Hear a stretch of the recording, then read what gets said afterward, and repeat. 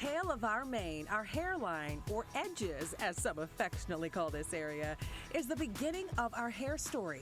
Whether pressed, slicked, or swooped for an added plot twist, I'm just going to show you how I like to slay them. the hairline is often the first impression.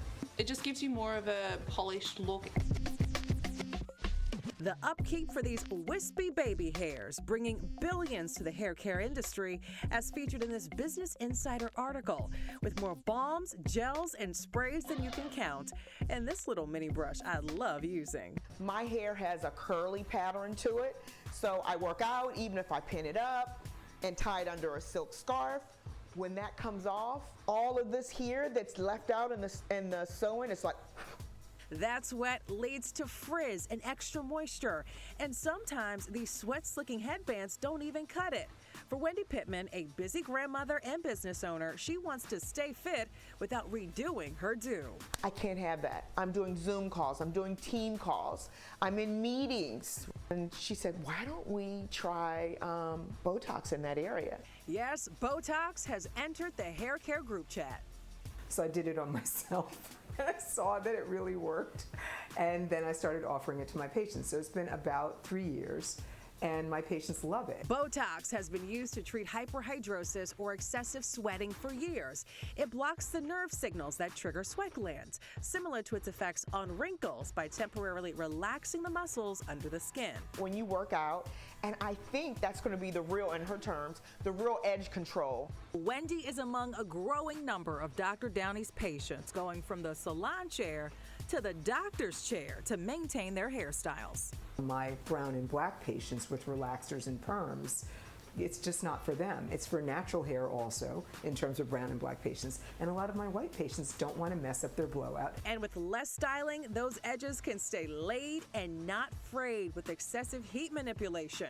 Dr. Downey says some patients have seen less breakage and more hair density after adding this treatment to their glow-up arsenal, but it will cost you. It depends on the person. It depends on how much they want. If we're just doing a little bit, maybe it's more like $500. If we're doing a lot, it can be above $1,000. For those willing to go the extra length, this treatment may be a much-needed boost of confidence.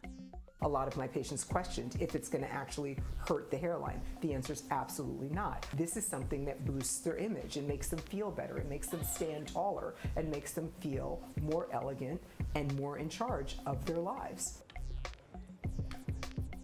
Wow. What are they going to think of next? I'm converted. We were saying baby Botox for your baby hair, right? Yeah. So this is just another option to put in your arsenal. Obviously, you use hairsprays, hair gels, hair balms, which make your hair, as you slick it down, a little more resistant to the heat and the moisture. But Botox is saying, hey, I'm just going to get rid of the moisture altogether. So that is what makes Botox for your edges compelling, even for women who are going through perimenopause, menopause, that kind of sweat around the neck.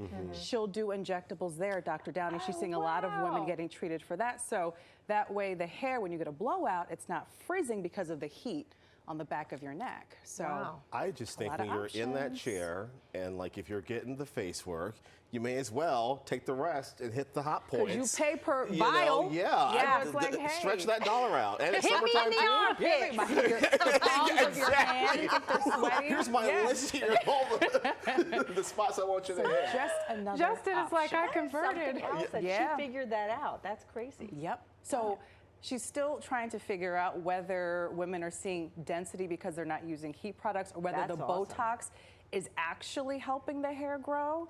Wouldn't that be So something? we're, they're still looking at, the isolated studies for those. And some women also are seeing less gray.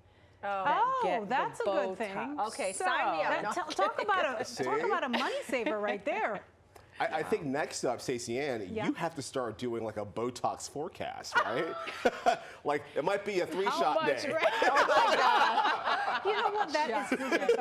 Thank you for that idea. I'll further investigate. And we'll bring you the latest. Okay. All right. I love it, though. You learn something new every day. It's always fun to learn something.